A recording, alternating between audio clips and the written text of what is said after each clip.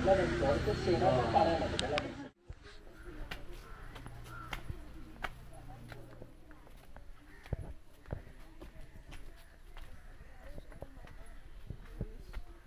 त्याला जोरात बोला ना। Konkan tourism development research centre ही आमची संस्था आहे। या ठिकाणी पर्यटनातून रोजगार निर्मिती हा विषय ठेवून आम्ही इथे काम करत आहोत। विविध धार्मिक ग्रंथांचा अभ्यास करून आम्ही इथे नक्षत्र बाग तयार केले। प्रत्येकाच्या जन्म नक्षत्रानुसार एक वृक्ष आराध्य वृक्ष म्हणून मानला जातो। त्यांची पूजा अर्चा केल्यास त्या व्यक्तीला धन सौख्य आरोग्य प्राप्त होते। बाहेर आम्ही बोर्ड लावला, एक्झिट करताना बोर्ड तुम्ही पाहू शकता।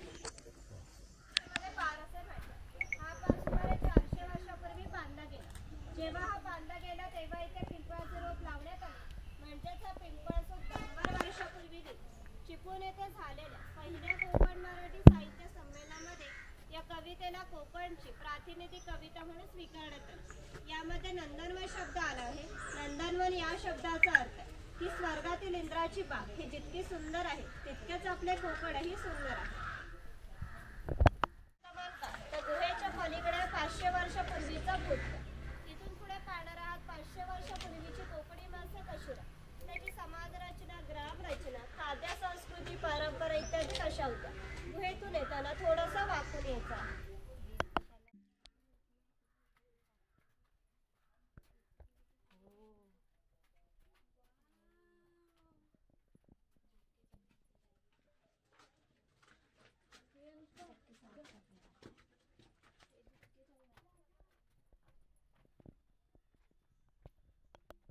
सारख्या क्रीम मध्ये सुद्धा केला जातो। इथे अजगराचा स्टॅच्यू दाखवला आहे।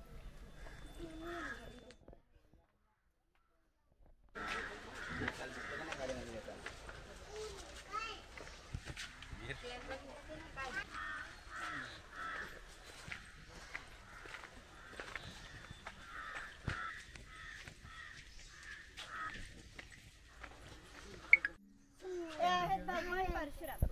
आपल्या पुराणामध्ये असा उल्लेख झाला की हजारो वर्षापूर्वी भगवान परशुराम होऊन गेले। त्यांनी संपूर्ण पृथ्वी जिंकून घेतली आणि जिंकून घेतलेली पृथ्वी त्याने दान केली। दान केलेली कोणतीही गोष्ट आपण स्वतःसाठी वापरत नाही, परंतु त्याला राहण्यासाठी भूमी आवश्यक होती। आपण ज्या ठिकाणी उभे आहोत त्या ठिकाणी हजारो वर्षापूर्वी समुद्र होता। त्यांनी त्याच्याशी युद्ध केले व 40 ते 50 किलोमीटर पाठीमागे ढकलले आणि या सुंदर कोकण प्रदेशाची निर्मिती केली। म्हणून या प्रदेशाला परशुराम भूमी असंही म्हणतात। कोकणामध्ये लाल रंगाचा जांभा नावाचा दगड मिळतो। त्या जांभ्या दगडापासून हा जो पक्का रोड बांधला आहे त्याला कोकणी भाषेमध्ये पाखाडी असे म्हणतात। ही पाखाडी सुमारे 400 वर्षापूर्वी बांधली गेली। पूर्वी ती गणपतीच्या देवळापर्यंत होती। काळाच्या ओघात ती नष्ट झाली। आज ती आपल्याला प्राचीन कोकणमध्ये शिल्लक राहिलेली पाहायला मिळते। पूर्वी सामान्यपणे अशा पाखाड्या ग्रामदेवतेकडे जाण्यासाठी बांधल्या जात असत। आपण सुद्धा या पाखाडीने प्राचीन कोकणमधील ग्रामदेवतेकडे जाणार आहोत।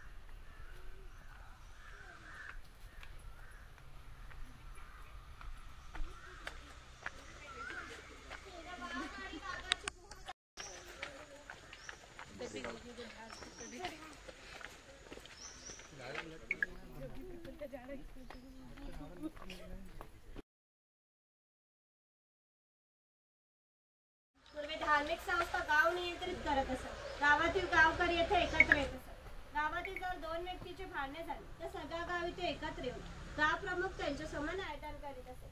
तसेच गावातील सार्वजनिक कामे जशा पाखाड्या बांधणे, लाकडी साखव बांधणे ही कामे कोणी व कोठे करायची या विषयीचा निर्णय गावकरी येथे बसून घेत असे।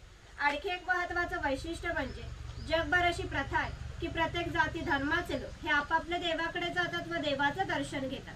आपण कोकणी माणूस पण वर्षभर देवात जाऊन देवाचं दर्शन घेतो। पण जेव्हा आपल्याकडे शिमगा हा सण असतो तेव्हा हा देव या पालखीमध्ये बसवून प्रत्येकाच्या घरोघरी नेला जातो। म्हणजे कोकणी माणूस आणि देव यांचं नातं इतक्या जवळच आहे की त्यांचं एकमेकांकडे जाणे येणं असतं. या देवीचं नाव आहे वाघचे. हे नाव आम्ही जाणीवपूर्वक ठेवलं आहे. असं म्हणतात की ज्या निसर्गामध्ये वाघ आहे तो निसर्ग समृद्ध असतो. 500 वर्षापूर्वीचा निसर्ग सुद्धा असा समृद्ध होता. त्याला आमच्या विश्वामध्ये दैवत्वाचं स्थान आहे. आम्ही कोकणी माणसे वड, पिंपळ, साप, नाग यांची पूजा करतो. म्हणजेच आम्ही निसर्गपूजक माणसं आम्ही वागते. जेव्हा आम्ही देवळामध्ये जातो तेव्हा तिथले गुरव आहेत ते आमच्यासाठी गाणं म्हणतात. ते मी तर चालू केलंय. तुम्ही फक्त हात जोडून महाकाली महासरस्वती प्रमुख पंचायतन परमदेव महाराजा जय महाराजा. आज वया प्राचीन कोकण बघायला लांब लांबनं पर्यटक आलेले आहेत. तर आपली सगळी पोरा टोरा बाया माणसं म्हातारे कोतारे सगळं तुझ्या पायाशी दर्शन घ्यायला आलेलं आहे. तर कोणाची धोपरा कोपरा दुखत असतील, कोणाला डायबिटीस झालेला असेल, कोणाची बायपास झालेली असेल, तर आता मी काय तुला सगळं सांगित राहत नाही आहे. पण ही काय त्यांच्या मागं इडापिडा असेल, वाकडा तिकडा असेल तर सगळं दूर कर रे महाराजा. जय महाराजा. ह्यांच्यावर कोणी करणी केला नसेल, कोणी भूताटकी केला नसेल, कोणी देव घातला नसेल, तर तू सीमेचा रखवाली आहेस. तर सगळं सीमेच्या बाहेर चिरून टाक आणि तिथं आलेल्या कोणत्या विकासाला धक्का लाव देव नको रे महाराजा. जय महाराजा. ह्याची कोणला पोरगी भेटत नसेल, कोणला पोरगा भेटत नसेल, कोण लग्नाचा अडकलेले असतील आणि ज्यांची लग्न झालेली आहेत त्यांना चांगली पोराटोरा होऊ दे आणि त्या पोराटोरांचं लय डिग्री पर्यंत शिक्षण होऊ दे महाराजा. जय महाराजा. शिक्षण झालेल्या पोरांना मनासारखी नोकरी भेटू दे आणि जर काय साहेबान गौरी गणपती हरी राजा द्याला नाही तर त्या साहेबाचं काय करायचं तर तुला ठाव आहे रे महाराजा. जय महाराजा. कोकण बघी आलेलाय. कसं प्रत्येकाचं आपापलं गाव असेल, गावात घरदार असेल, जमीन जुमला झाडामाडा असतील, गावाकडे म्हातारी कोतारी माणसं असतील, ती सगळी ह्यांचीकडे वाटेला डोळं लांब बसलेले असतील. या सगळ्यांना भेटायला जायची ह्यांना बुद्धी दे रे महाराजा. जय महाराजा. या सगळ्यांच्या वतीने नारळ देऊन तुला गाळाने घालतावाय. हा नारळ नव्हता तर सोन्याचा गोला मानून ही जी काय माणसं स्वतःच्या गाडीने आलेली असतील, कोण रेल्वे आलेला असेल, कोण एसटीने आलेला असेल, त्या सगळ्यांना आपापल्या घरात सुखरूप पोचव रे महाराजा. जय महाराजा. सगळ्यांच्या कामाधंद्यात पुरा ढोरात बरकत दे आणि पुढच्या वर्षी पण होया पर्यटक तुझ्या चरणी येतील. तशी त्यांच्या पायात ताकद दे, बुद्धी दे आणि त्यांची रखवाली कर रे महाराजा. जय महाराजा.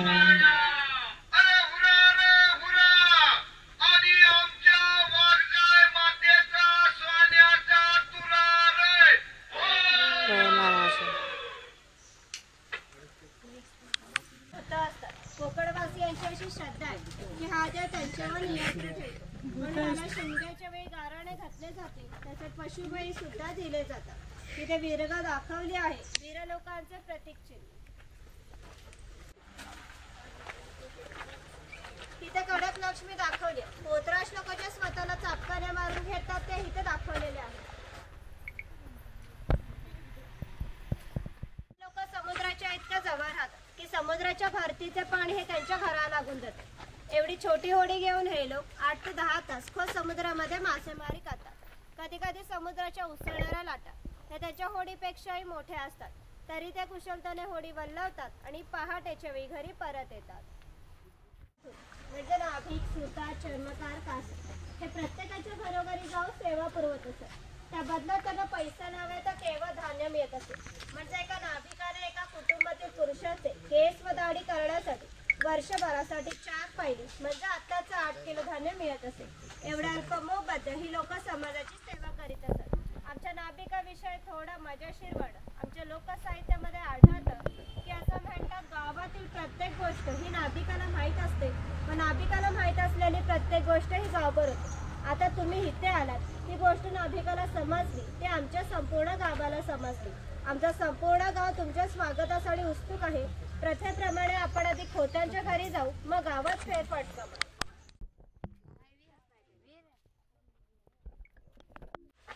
हे खोत आहे. राजाच्या गावातील थेट प्रतिनिधी म्हणजे खोत. धार्मिक आणि राजकीय बाबतीत पहिला माणूस होता आमचा असेल. खोत गावचा प्रमुख असणे, गावात न्यायदान करणे, महसूल गोळा करणे, कायदा आणि सुव्यवस्था सांभाळणे इत्यादी कामे ही खोतांची असत. खोत लोक जमीनदार असत, सर्वसामान्यपणे सुखवस्तू असत. यांच्या बसण्याच्या लग्बीवरून ते किती ऐषारामी जीवन जगायचे याची तुम्हाला कल्पना आहे. ही खोताची बायको आहे. पूर्वी कोकणी स्त्रिया सुंदरही होत्या आणि शूरही होत्या, परंतु त्यांना स्वातंत्र्य नव्हते. माझ घराचा उंबरठा हीच त्यांच्यासाठी मर्यादा होती. ही खोताची 2 मुले दाखवले. ते आपला परंपरागत खेळ सोंगटा खेळतात. महाभारतामध्ये धर्मराज आणि दुर्योधन यांच्यामध्ये द्यूत नावाने खेळला गेला. हस्तिदंती फासे असतात किंवा शंखांच्या कवडे असतात, त्या टाकून विशिष्ट प्रकारचे दान मागितले जाते व सोंगटा पुढे मागे सरकवून हा खेळ खेळला जातो. घराची रचना पहा. खोत ज्या उंचाड्यावर बसले आहे तिला ओटी असे म्हणतात. मान्यवराने ओटीवर बसायचे. समोर आहे ती पडवी. सर्वसामान्यांनी पडवीवर बसायचे. खोताच्या उजव्या बाजूला देवघर, खोताच्या डाव्या बाजूला स्वयंपाकघर आणि खोताच्या मागच्या बाजूला माझघर म्हणजे पूर्वीची बेडरूम. घराचे छप्पर पहा. वरती छोटे छप्पर आहे, मध्ये गॅप आहे, त्याखाली मोठे छप्पर आहे. कोकणामध्ये उष्णता फार असते. ती उष्ण हवा त्या गॅप मधून बाहेर जाते व बाहेरील थंड हवा तिची जागा घेते. त्यामुळे घरातील वातावरण नेहमी थंड राहते. घरासमोर अंगण आहे. अंगणामध्ये तुळस आहे आणि ते जुने आणखी त्यांचे प्रकार दाखवले.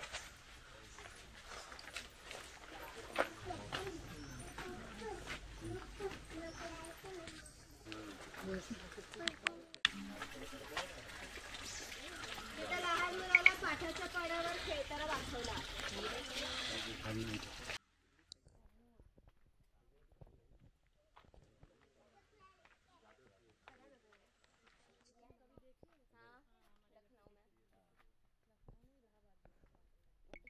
गर्व याच्या अपुऱ्या कपड्यावर जाऊ नका. हा आमच्या गावातील एक महत्वाचा उत्पादक घटक होता. गावातील 12 बलुतेदार, राजा आणि खूत यांना धान्य पुरवण्याचं महत्वाचं काम तर करीत असे. त्याच्या पूर्वी जसं घर असायचं अगदी तसंच घर आम्ही इथे उभारलं. तिची पेटलेली चूल दिसते. तिला कोकणी भाषेमध्ये पिरसा असे म्हणतात. ती सतत पेटती ठेवली जायची, कारण पूर्वी घरामध्ये लायटर किंवा माचीस नव्हते. शेतकऱ्याच्या बायकोला जेव्हा स्वयंपाक करायचा असेल तेव्हा इथले 2 ते निखारे घेऊन स्वयंपाकघरातली चूल पेटवीत असे. जर हा विस्तव विजला तर घरामध्ये 2 गारगोड्या ठेवल्या असत. ते एकमेकांवर घासून हा विस्तव करावा लागत असे. ही शेतकऱ्याची बायको आहे. ती शेतकऱ्याची मुलगी आहे. हा पाळणा आम्ही शेतकऱ्याच्या घरी कायमस्वरूपी टांगून ठेवला, कारण शेतकऱ्याच्या घरी दरवर्षी पाळणा हलत असे. प्रत्येक शेतकऱ्याला 8 ते 10 मुले असत. थोडक्यात पूर्वीच्या काही एकत्र कुटुंब पद्धती अस्तित्वात होती. हे उचल आहे. याचा वापर कपडे सुकत घालण्यासाठी केला जायचा. घरामध्ये गौरी गणपतीचा सण दाखवलाय आणि त्या साईडला पांगुळगड दाखवला आहे. हा कुंभार करीत असे. गणपतीचा दिवस आले की लाल मातीचे गणपती तयार करणे, उन्हाळा की मातीची मडकी तयार करणे, दिवाळीच्या वेळेला पांट्या तयार करून जाण्याचे काम हा कुंभार करीत असे. तिथे सफेद रंगाचे मडके दिसते, ते माडी काढायचे मडके. कोकणामध्ये नारळाची झाडे मोठ्या प्रमाणात असतात. तिला नारळ येण्यापूर्वी पोळ येते. त्या पोळीला आडवा काप दिला जातो व बाजूने विशिष्ट प्रकारचा झाडपाला लावला जातो. तो पाला आतील माडी शोषून घेतो व थेंब थेंब गळणारी माडी हे मडके वरचेवर लावून साठवली जाते. काळाच्या ओघात 12 बलुतेदारांचे व्यवसाय नष्ट झाले, परंतु माडी काढायचा व्यवसाय अजूनही चालू आहे.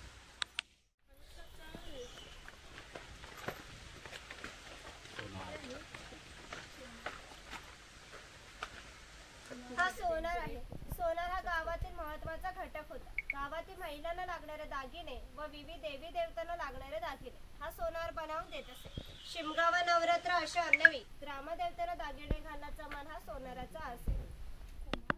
चौल, राजापूर, दाभोळ या कोकणातील बंदरांना 5000 वर्षापूर्वीचा इतिहास आहे. इथे निर्यात होणाऱ्या वस्तूंमध्ये हस्तकौशल्याच्या वस्तू, हस्तदंती वस्तू, शंख, शिंपले या सर्व वस्तूंची निर्यात हा वाडी करीत असे. त्या बदल्यात संपूर्ण जगातून भारतात सोने येत असते. भारताने ते सुवर्णयुग अनुभवले. त्यांची प्रवेशद्वारे ही कोकणची बंदरे होती. अति कौशल्यवान ते आम्ही ते दाखवले. त्यापैकी हा सुतार. सुताराचे खरे काम शेतकऱ्याला लागणारी लाकडी अवजारे बनवून देणे. हा सुतार सावंतवाडीतला सुतार. सावंतवाडीतील लोकांचे लाकडावरील कोरीव काम हे जगप्रसिद्ध आहे. यांच्या काही हस्तकौशल्याच्या वस्तू तुम्हाला आमच्या हस्तकला समन्वय केंद्रात पाहायला मिळतील.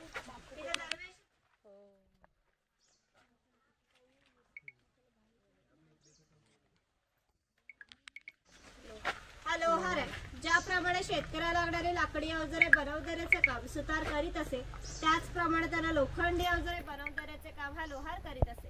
उदाहरणार्थ कोयता, कुऱ्हाड, नांगराचे फाळ इत्यादी. 500 वर्षापूर्वी कोकणाची राजकीय स्थिती अस्थिर होती. बरेचसे लोक हे सैन्यांमध्ये होते. त्यांना लागणारी लोखंडी ढाल आणि तलवारी बनवून देण्याचे काम हा लोहार करीत असे. त्याचं वैशिष्ट्य असे की अजूनही कोकणातील खोत आणि मराठा यांच्याकडे काहीशे वर्षापूर्वीच्या तलवारी, त्यांना अजूनही गंजा आलेला नाही. दर दसऱ्याला त्यांची पूजा केली जाते.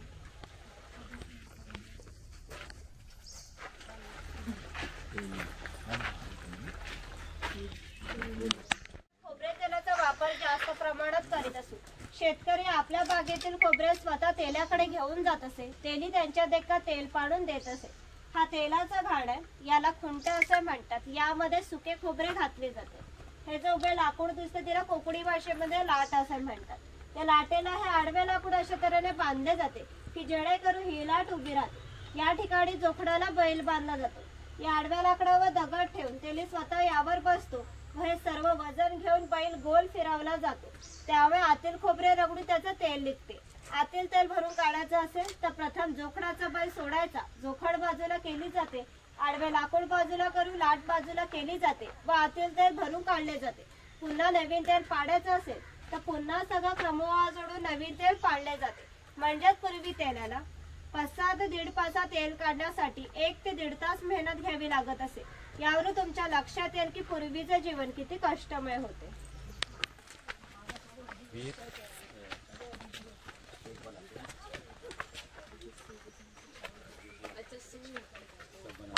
बांबूच्या वस्तू बनवून देण्याचे काम हा बुरुड करीत असे.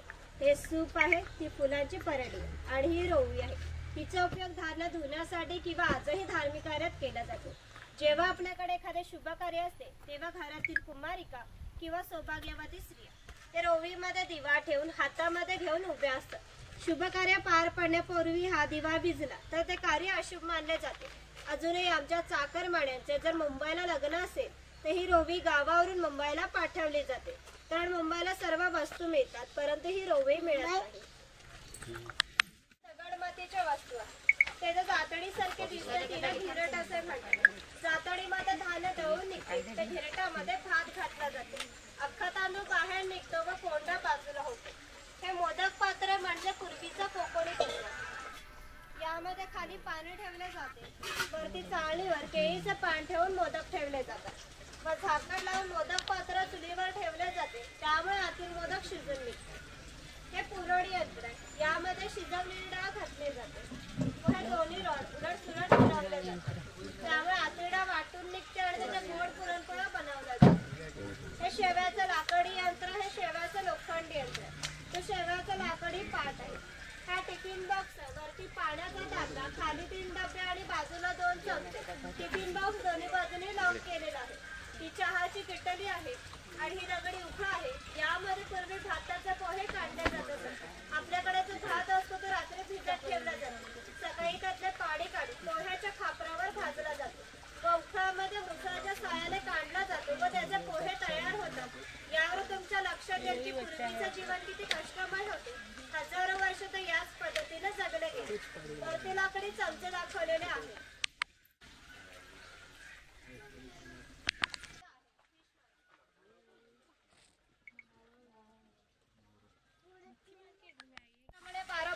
हे लोकांच्या घरोघरी जाऊन सेवा पुरवत असत. त्याचप्रमाणे हा कासार या मुलीच्या घरी आहे. हे या मुलीचं घर आहे. पूर्वी कोकणातील मुलींची लग्न वयाच्या 8व्या ते 10व्या वर्षी होत असत. तोपर्यंत हा कासार त्यांना बांगडा करण्याचा कोणताही मोबदला घेत नसे. जेव्हा या मुलीचं लग्न होईल तेव्हा त्या मुलीचे वडील ह्या कासाराला एक सोन्याचा छोटासा दागिना देत असे. म्हणजेच कासार 8 ते 10 वर्ष मुलींना क्रेडिट देत असत. म्हणजे पूर्वीची समाज रचना ही एकमेकाच्या विश्वासावर आधारलेली होती. थोडक्यात 12 बलुतेदार आपलं काम कोणताही नफा तोटाचा विचार न करता केवळ कर्तव्य म्हणून करीत असे. हा पानवट आहे. पूर्वी प्रत्येक गावात भरपूर मोठे जंगल होते. त्यामुळे पाणीही मोठ्या प्रमाणात उपलब्ध होते. ज्या ठिकाणी गावात उंचावर बारमाही पाणी वाहत असे तिथे धरणे बांधून प्रत्येकाच्या घरोघरी पाणी पाठवून नेले जात असे. या पाण्यावर आमच्या नारी पोपळीच्या बागा उन्हाळी भात शेती होत असे. उन्हाळी भात शेतीला पाणी मोठ्या प्रमाणात लागते. तेवढे पाणी प्रत्येक गावात उपलब्ध असे. लहान मुले आंघोळीसाठी आणि मासेमारी करण्यासाठी येतात. स्त्रिया कपडे धुण्यासाठी आणि पाणी भरण्यासाठी येतात. गुराख्यासारखे व्यवसाय गुराढा पाणी पाण्यासाठी येतात. म्हणजे ग्रामीण जीवनातील मध्यवर्ती केंद्र हा आमचा पानवाटा होता आणि वरती खवल्या बंदर दाखवलेला आहे.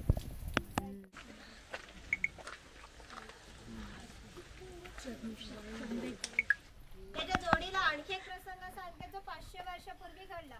इथून 80 किलोमीटर अंतरावर मानेश्वर नावाचं देवस्थान आहे. एका पर्वतामध्ये एक मोठी गुहा आहे. त्या गुहेमध्ये शंकराची पिंडी आहे. तिथे अजूनही जिवंत साप आहे. पूर्वी मानेश्वर देव हे एका गावामध्ये राहत होते. त्या गावातील लोक हे वाईट मार्गाने वागू लागले. त्यावेळी शंकराचे पावित्र्य हे कमी होऊ लागले. शंकराला ते मान्य होणे शक्य नव्हते म्हणून त्याने गाव सोडून जायचा निर्णय घेतला. मकर संक्रांतीच्या आदल्या रात्री ते गावाबाहेर पडले. गावाबाहेर चर्मकाराचे घर होते.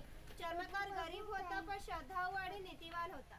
शंकराने कोणत्याही जातीपातीचा विचार न करता चर्मकाराला मशाल दाखवण्यास विनंती केली. चर्मकाराने पण अतिथी देवा भव समजून मशाल दाखवण्यास सुरुवात केली.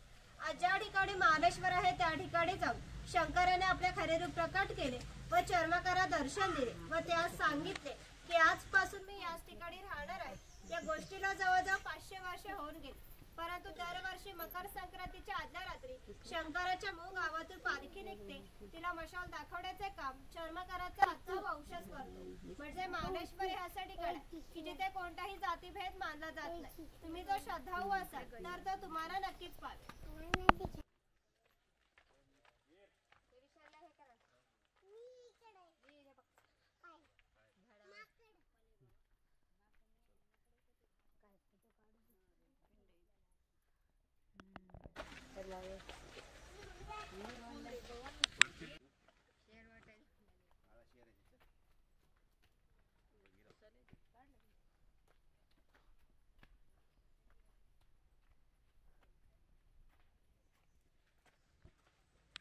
शब्दाचा अर्थ आहे की ज्याच्याकडे भरपूर धन आहे. पूर्वी हा धनगर समाज इतक्या दुर्गम ठिकाणी राहत असे की त्याचा पहिला बस स्टॉप देखील 10 ते 12 किलोमीटर अंतरापर्यंत असतो. हे लोक ज्यावेळी गावामध्ये येत असत त्यावेळी त्याच्या पाच चामड्याच्या वाडा, हातात इंद्राची काठी आणि खांद्यावर फाटकी घोंगडी या वेशभूषेमध्ये येत असत. असे असलं तरी प्रत्येक धनगर 100 ते 125 गाई, 5 ते 25 म्हशीचा मालक असे. प्रत्येक गाई म्हशीची किंमत 8 ते 10 हजारापर्यंत असते. या सर्वांची जर विक्री करायची म्हटले तर त्यांची किंमत काही लाखात जात असे. एवढे धन संपत्तीचा मालक हा धनगर होता. वरती बकरीची गोठी दाखवली. जंगली श्वापदापासून संरक्षण होण्यासाठी ती इतक्या उंचावर बांधली आहे. झाड आहे त्याच्या आतील लाल रंगाच्या खोडापासून कात तयार केला जातो जो पानामध्ये खातात. तो पुढे काताफट्टी आहे. हे जे खैराचं झाड आहे ते पूर्ण तोडले जाते. त्याच्या आतील भागाचे छोटे छोटे तुकडे करून त्या पुढच्या 4 मडक्यामध्ये पाण्यासोबत उकळवले जातात. जो लाल रंगाचा पाक तयार होतो तो 5व्या मडक्यामध्ये विशिष्ट तापमानावर उकळवला जातो. तो पाक सावलीमध्ये सुकत घालून त्याच्या छोट्या छोट्या वड्या पाडल्या जातात. म्हणजे कात तयार होण्याच्या प्रक्रियेला 3 ते 4 महिने लागतात. तिथे काही मुखवटे दाखवले डोक्यामध्ये